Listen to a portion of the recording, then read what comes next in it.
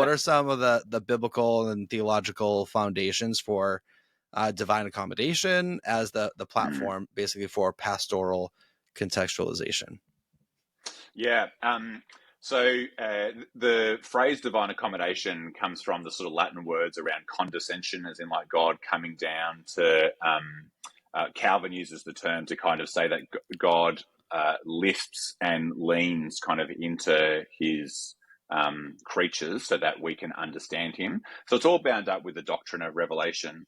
You know, if God was to reveal himself to us in his own divine language, we wouldn't be able to understand it. So the very fact that God communicates with us at all means that he has to somehow accommodate the grandeur of his being to the finite consciences and faculties of the human creatures he's speaking to. So, you know, God will use human terms to describe himself, to say he's like a rock, or to say, you know, or any of those kind of metaphors. And he uses those, I guess, anthropomorphisms is the right word, you know, the way that we view the world to help communicate himself.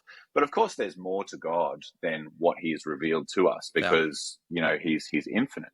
And so it's really that idea of transcendent God becoming immanent to finite creaturely people. That's the idea of accommodation.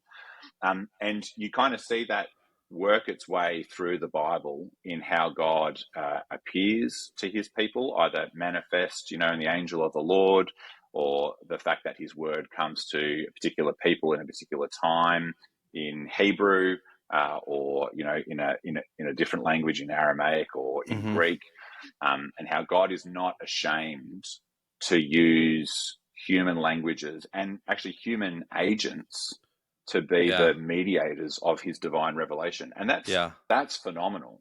And when you kind of compare that, say, with Islam, for example, you know, if you say you've read the Quran in English, you've not read the Quran. You know, the Quran is only in Arabic. But our God is not only a Hebrew-speaking God, he is a God who speaks all languages and makes himself known to all people. So that's the kind of basis of it theologically.